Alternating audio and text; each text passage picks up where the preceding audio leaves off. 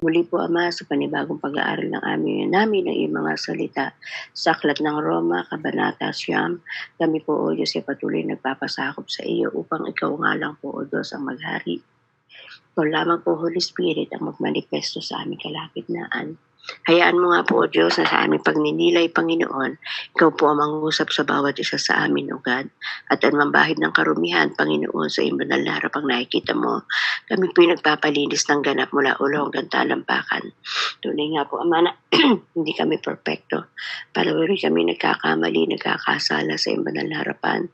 Pero salamat, andiyan ka ng pagpatawad. Ikaw ang Diyos na punong-puno ng habag at kalinga. Kaya, Ama, sa oras ang daling pong ito, hugasan mo kami, linisin mo kami ng iyong kapangyarihan at banal na dugunan, Panginoong Hesus. Paghindapatin mo, O God, na maging karapat-dapat kami na daluyan ng biyaya at kalinga mo mula na kung saan ito po ay para ikaw po ay magbigyan ng kalugur at karangalan. Muli po, Ama, patuloy ikaw po mapabigyan namin ng parangal. Binababa ng aming mga sarili at tanging ikaw lamang ang siyang mataas sa oras ang daling ito. Salamat po, Ma, sa iyong papurit pagsamba sa pangalan ni Jesus. Amen and amen. Sige po atin basahin ang atin pong pagmimilayan ngayong araw na ito. Kung paano sabi niya po ay God's sovereign choice. Kung paano nga po ang kapagkahirang ng Diyos sa bansang Israel. Sabi po dito sa verse 1, saksi ko si Kristo sa nakatotohanan ng sinasabi ko, hindi ako nagsisinungaling. Saksi ko rin na Espiritu Santo, malinis ang aking buti na sasabihin ko ito sa inyo. Matindi ang aking kalungkutan at di mapawi ang pagdaramdam ng aking puso tungkol sa aking mga kalahi at mga kababayan. Ano pat mamatamusin kong ako'y sumpain mawalay kay Kristo alang-alang sa kanila. Sila'y mga Israelita at inuring ng Diyos na anak niya. Nakita nila ang maliwanag na tanda na nagpapakilalang siya kasama nila. Sa kanilang nakipagtipan ang Diyos, sa kanila nakipagtipan ang Diyos, sa kanila rin ibinigay ang kautusan, ang tunay na pagsamba at mga pangako. Sila'y nagmula sa mga patriarka at sa kanilang lahi, nagmula ang Kristo na siya'y maging tao. Diyos na kataas-taasan na pinapupurihan magpakailanman. Amen.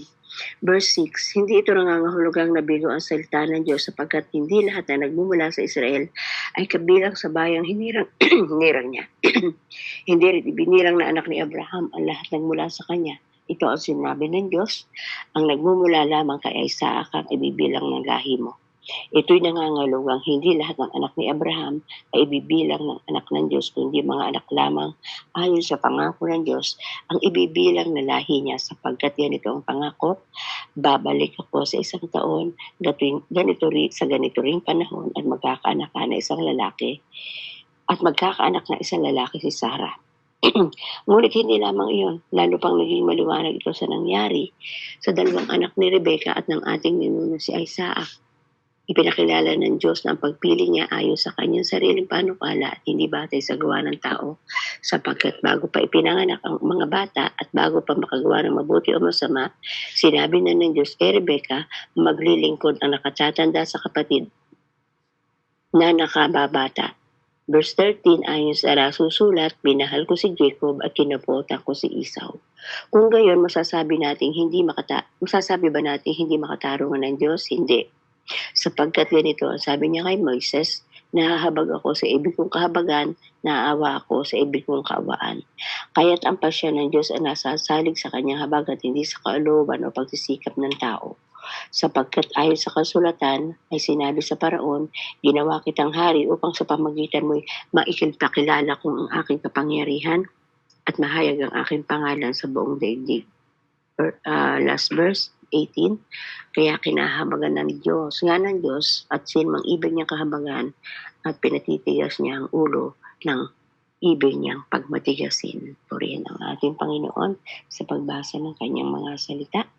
Ayan po, sa mga unang talata na ating binasa, pinakikita po dito na ini-express po dito ni Pablo kung paano andin yung kanyang concern sa kanyang mga kapatid na mga Hudyo, na kung saan na andun pinakikita niya na siya ay bukal sa kalooban niya, he is willing to take their punishment, kung sila po o Diyos ay handang iyan niya ni Pablo, mula nang siya'y tawagin ng ating Panginoon, ay andun niya po, mula sa kanyang pagiging persecutor at nang simula na siya magkaroon ng first encounter sa ating Panginoong Jesus, ay willing siya na yung mga kaparusahan na kung saan ay kung sa kanyang mga kababayan ay willing niya siya ang tumanggap. While the only one who can save us, mantalang kung saan makikita po natin, tanging si Kristo lang ang makakapagligtas sa atin. So ganito po ang naging attitude ni Pablo. Pinakita po niya dito kung gaano kalalim at kaiba ang kanyang pag-ibig sa kanyang mga kababayan. Kagaya ng ating Panginoong Jesus, andun nga po na willing niyang isakripisyo ang kapwa niya. Kumbaga andun yung kanyang concern kung saan ay hindi doon sa mga taong hindi pa nakakakilala sa ating Panginoong Jesus. Andun na po kasi nga po ay first encounters niya sa Panginoon. Sa aklat ng Gawa chapter 9, nakita natin na po siya po ay tinawag ng ating Panginoon para sa mga hintil. Pero andito pa rin ay pinagtatanggol pa rin po niya sa talatang ito kung gaano niya kamahal ang kanyang mga kalahing mga Hudyo. Andun ay willing na isacrifice ang kanyang oras, ang kanyang lakas, ang kanyang comfort, at ang kanyang kung saan yung kanyang safety na parang ganun po na kung saan ay nakita natin kung gaano nga po niya sa pagkatawag ng ating Panginoong Hesus sa kanya, ay dito na dumubo yung pananampalataya niya sa ating Panginoong Hesus. Kasi sabi nga po niya dito ay sa verse 8, tungkol sa aking mga kalahit, mga kababayan, pat mamatapisin kung ako'y sumpain at mawalay kay Kristo alang-alang sa kanila. So, ganun po ang kanyang pag-alala, ang kanyang concern sa kanyang mga kalahi, mga Hudyo, kung paano nga po. At hindi ba ang ating Panginoong Hesus sa bawat isang nilikha niya, kagaya po natin na tayo po ay paumpong tayo po sinasabi na tayo nga po ay mga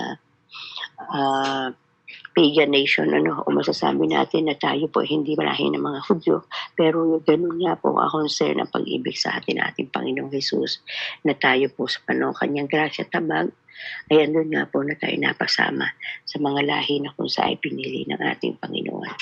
Sabi po sa verse 4, sila yung mga Israelita ay tinuturing ng Diyos ng mga anak niya. Nakita nila ang liwanag katanda na nagpapakilalang siya kasama nila sa kanilang nakipagtipan ng Diyos, sa kanila rin ibinigay ang kautusan at tunay na pagsamba at ang mga pangako. So dito po makikita po natin, ipinakikita dito na the Jews viewed God choosing of Israel in the Old Testament as being like adaptation. Parang sila po nga po ay kagaya din po na mula po nga po sa kanilang lahi, andun nga po na sila po ay inari na po sa mga anak ng ating Panginoon, ang ating Diyos Ama. Sabi nga po sila din po, nung una ay hindi karapat-dapat, undeserving and without right as a natural children. Kumbaga andun nga po hindi karapat-dapat na maging tunay na mga anak, pero yun nga po sinabi, get adopted them. Sila po ay inampo ng ating Panginoon, binigyan ng katarungian bilang isang mga anak niya, sons and daughter. Kaya nga sabi kasi dito, yet they were undeserving and without right as natural children, yet God adopted them and granted them the status of His son and daughter. So, talagang andun yung pag-ibig ng Panginoon sa kanila. Na kung saan sa atin din po, pinadama din po sa atin, nang tayo din po ay makasama at mapaupong sa pamalahing ito na kung sa isang manabi nga po, yung sino man nananalig sa ating Panginoong Hesus ay ibinilang na tayo yung mga Israelita sa kapanahunan.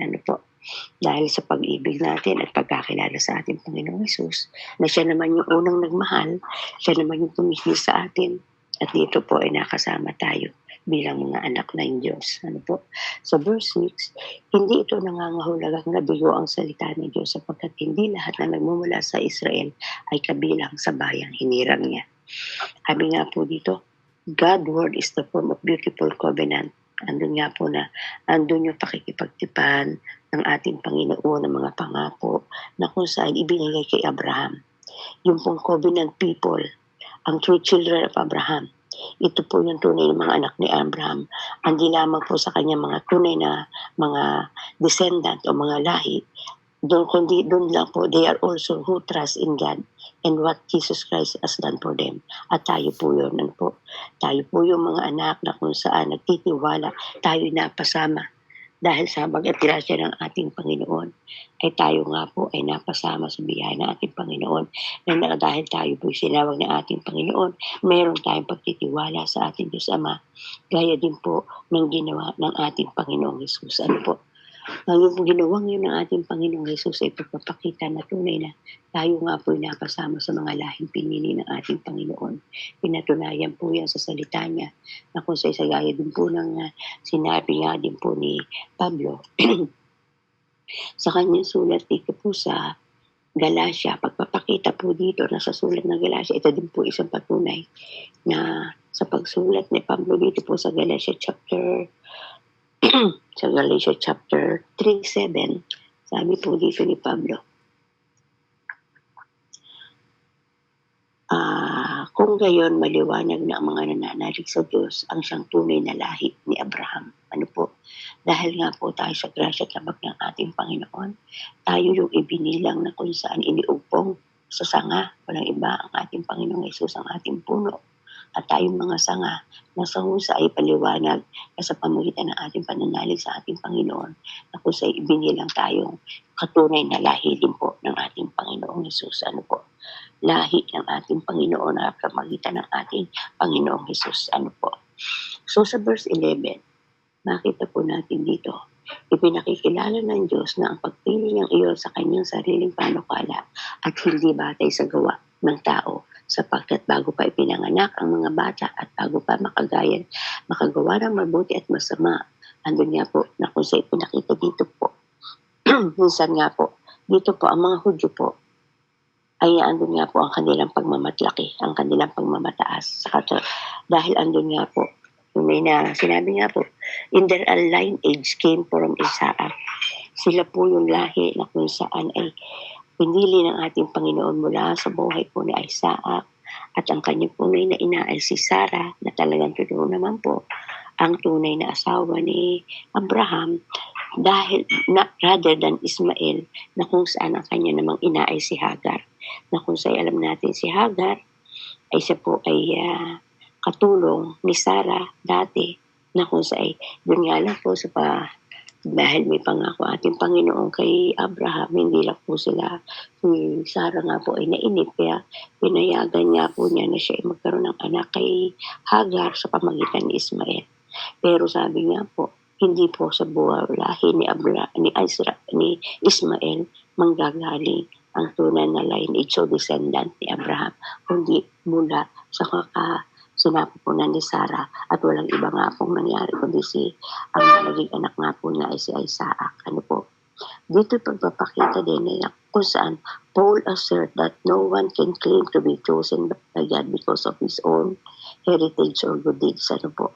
Ito pagpapakita na kung saan ay hindi nga po mo makiklaim na pinili nga po ng Diyos dahil sa kanyang heritage o dahil sa siya nga po ito mabuting lahi o dahil mabuting ng ginawa.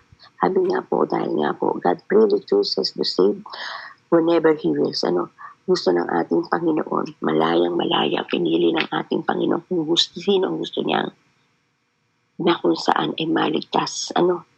Dito nga po ay yung pinakita dito yung doktrina ng pagpili at tinuturo sa ng Panginoon na siya lamang po ang may kapangyarihan upang piliin kung sino sa pamagitan ng kanyang kapangyarihan kung sino ang gusto niyang tawagin o iligtas. Makita po natin yung kaibahan nga po.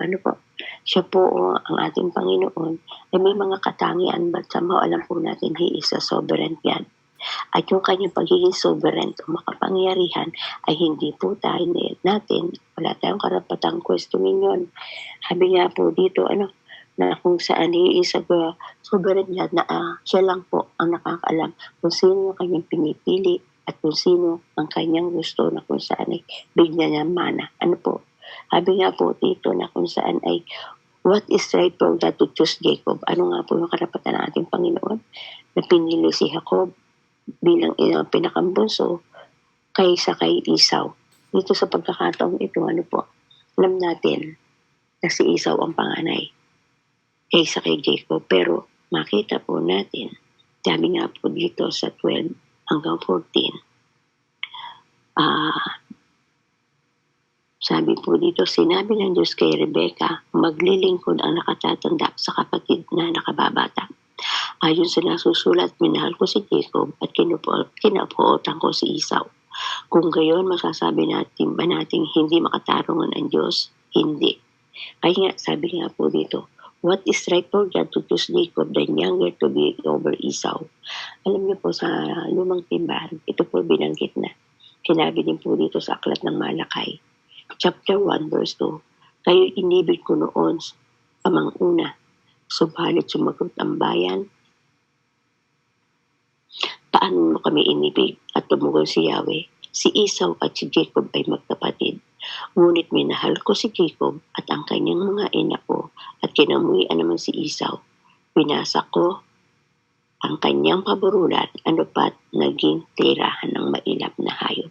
So, ito po, pagpapakita na kung saan ay this statement, sabi nga po ay Jacob, sabi ng ating Panginoon, I love Jacob, but Esau I hated.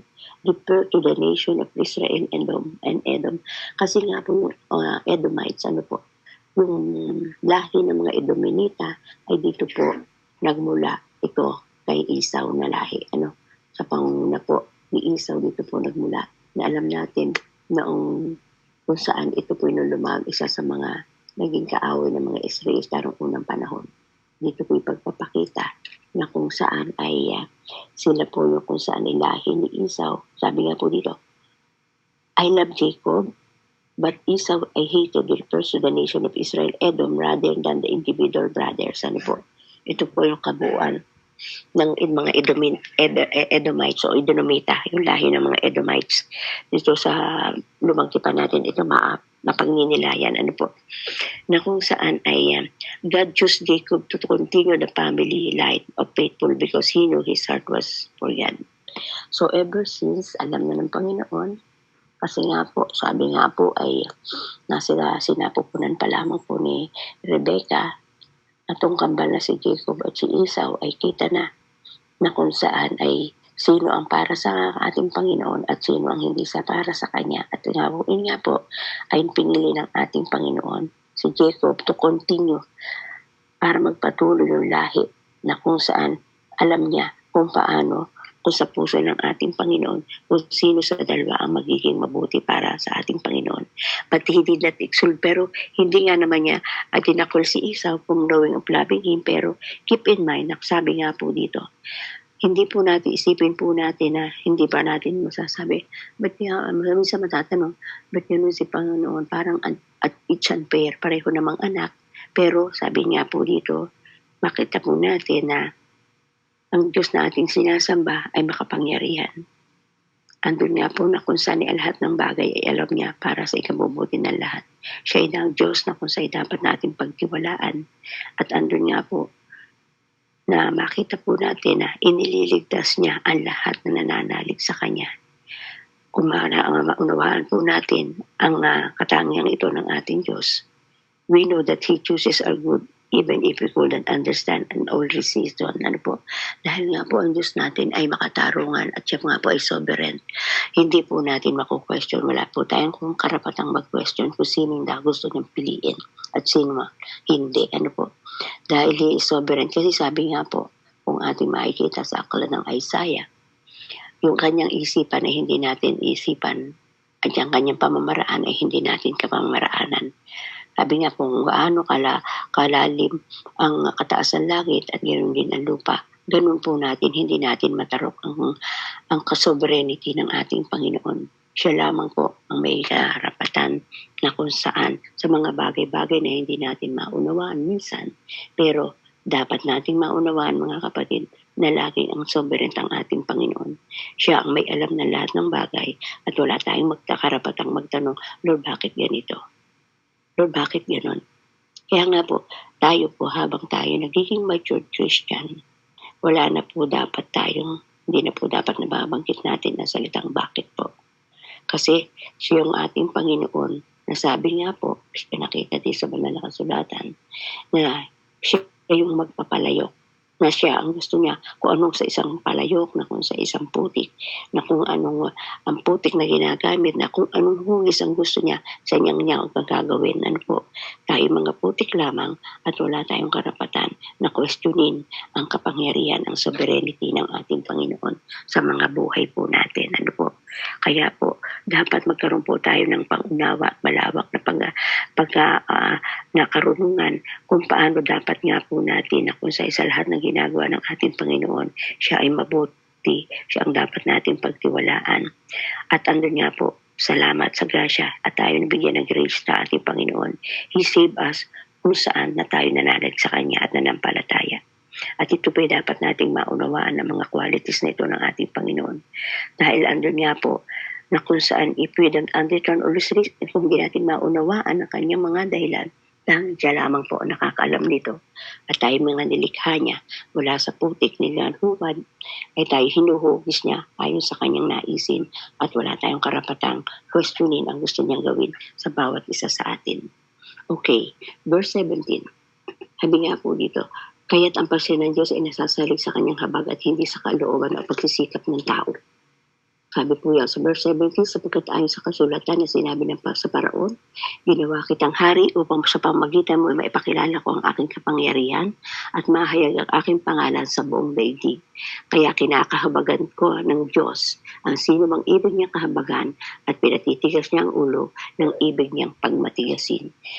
Nakita po natin to sa naganap ng po sa Parao sa Ehipto nang gusto na ng ating Panginoon ito atasan na si Moises na palayain na ang mga Israelita sa pagkakaalipin ng mga Egyptian.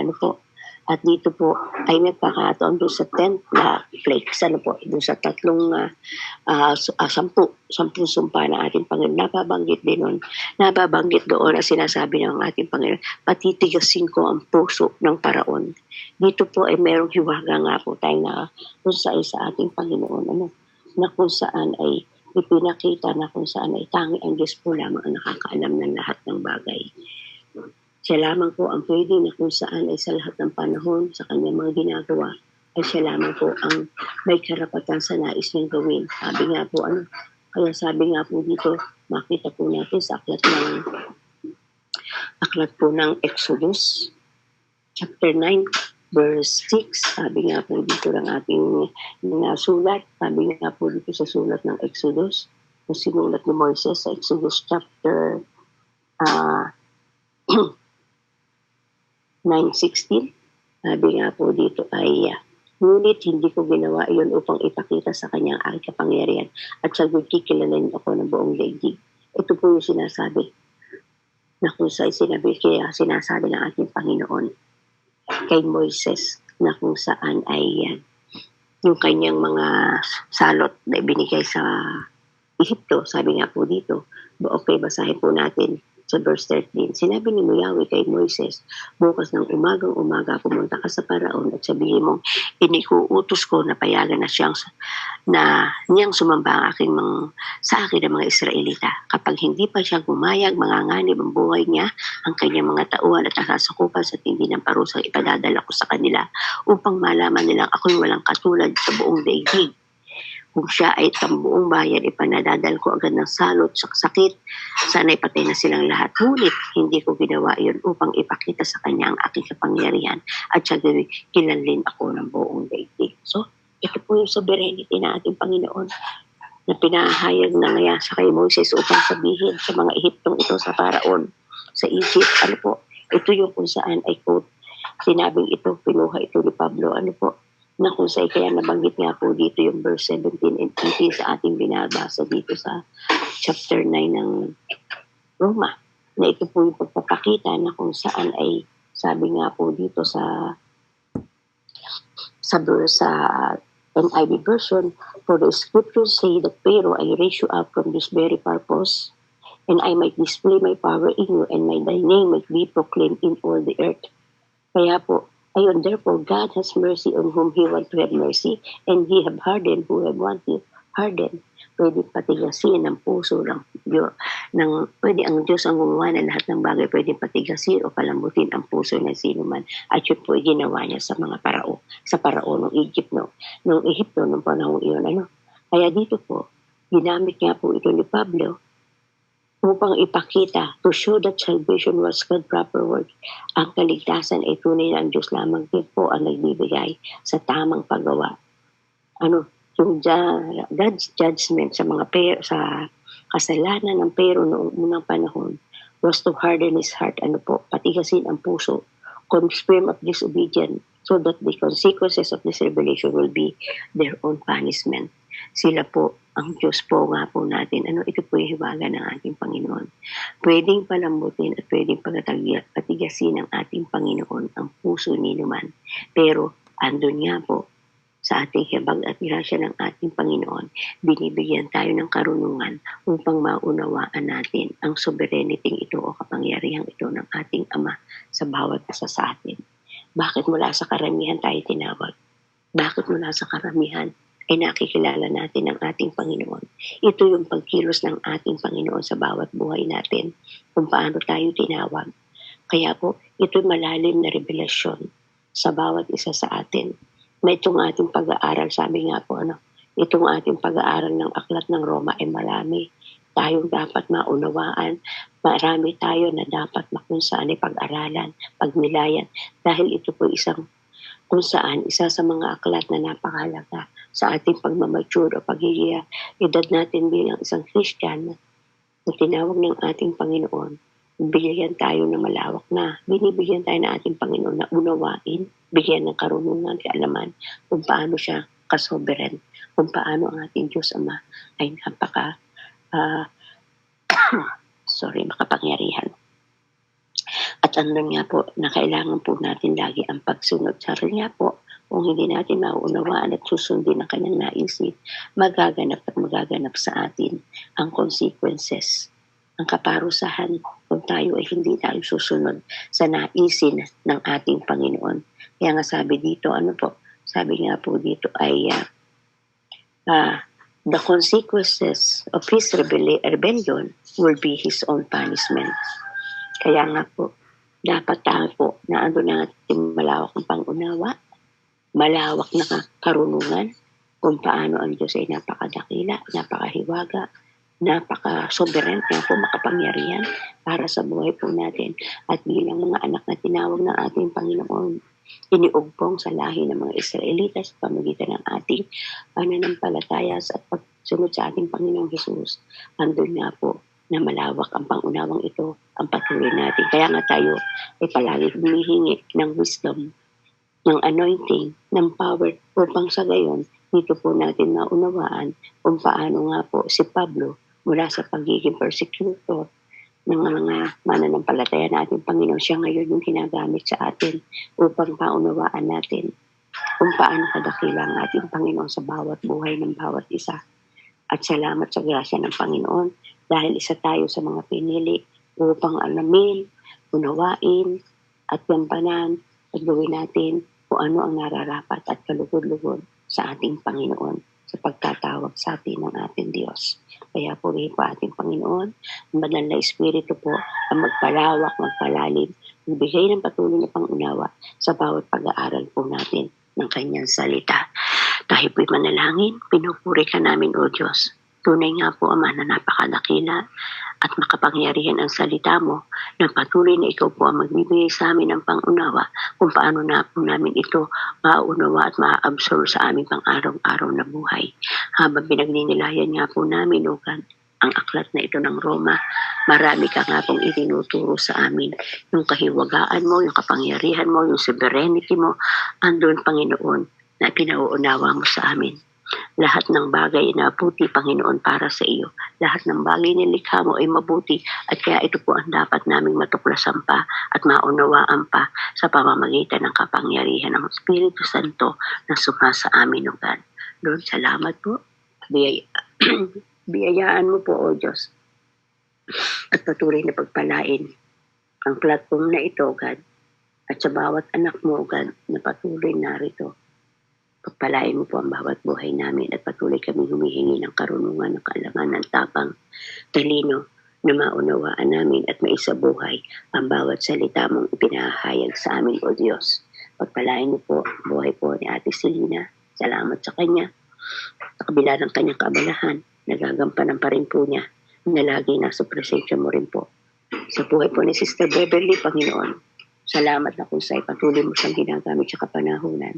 Sa buhay po ni Ma'am Annalisa, ni Ma'am Annalyn, Panginoon, ang lahat ng buhay po namin ito ay iniaalay namin sa iyo, iniaangkla sa iyo, upang sa gayon, patuloy mo kaming bigyan ng tapang, talino, kakayahan, na magampanan pa po namin ang mga tungtuling na kaatang sa pagkatawag mo sa amin, Panginoon, in Jesus' name. Nakaatang sa aming mga balikat, na ito'y magampanan po namin, O God, para sa kaluluwalhati ng iyong banal na pangalan.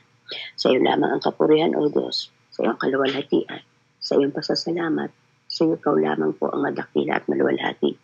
All the glory is yours, O Lord, O Father. Sa tanging sa pangalan ng aming Panginoong Jesus. Amen and amen.